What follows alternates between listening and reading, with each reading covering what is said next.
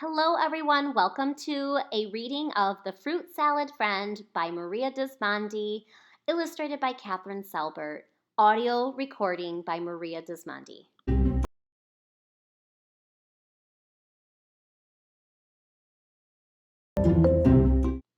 All right, everyone, we are getting ready to read The Fruit Salad Friend. But first, I want to tell you about our amazing copyright page. Be sure to check it out.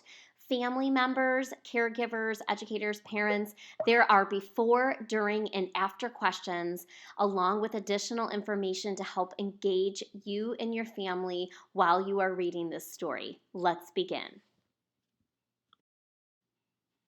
Chloe loved playing outside. She loved fruit, eating it and growing it in the garden with her papa. But most of all, she loved school. It was the first thing she thought about when she woke up, and it was the last thing she thought about before going to bed. But this year, something was different at school. Chloe just couldn't put her finger on exactly what was different. Chloe hurried onto the bus. She was excited to read the note Papa left her in her lunchbox. She couldn't resist sneaking a peek before lunch, but her smile quickly faded and tears filled her eyes. This is going to be the best birthday party ever, if you were lucky enough to get invited, announced the girl across the seat.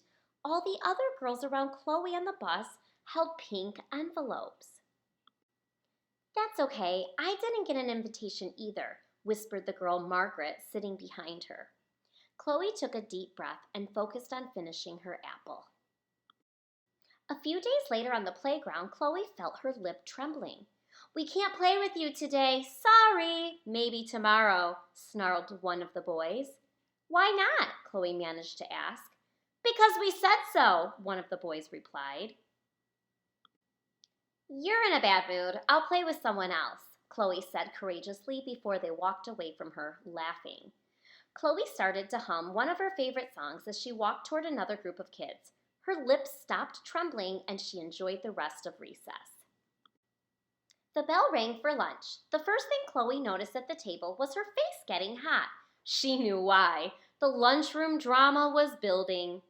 Jenny is my best friend now. Go sit somewhere else, said Chloe's usual lunch buddy. Chloe stood up. Fine, I will sit by someone who is nice to me. Chloe found another seat and slowly counted to 10 to fast forward what just happened.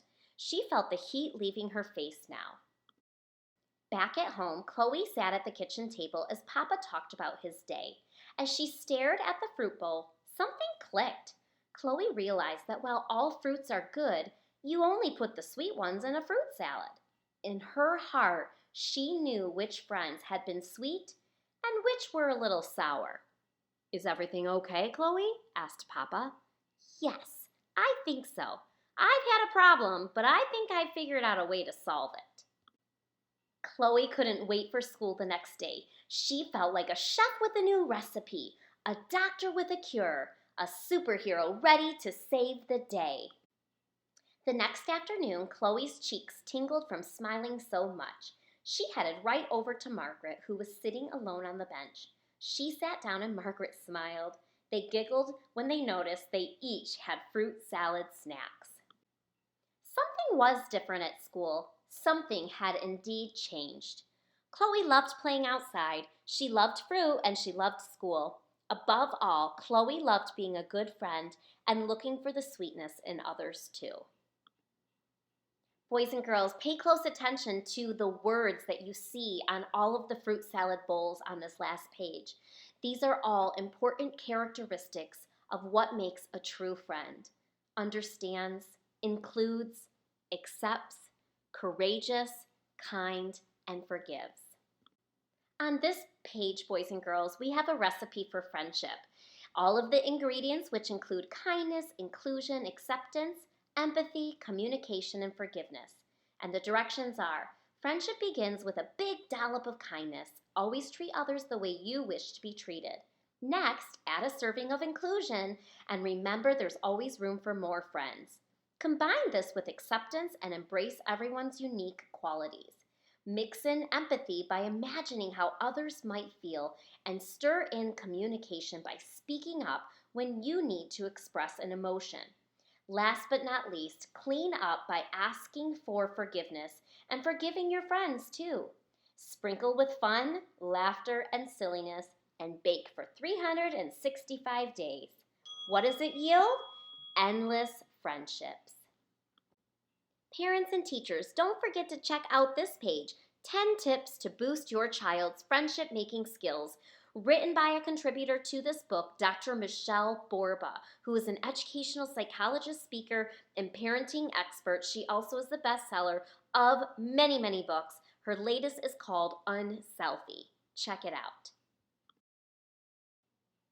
This page tells you all about the author Maria Dismondy and the illustrator Kathryn Selbert.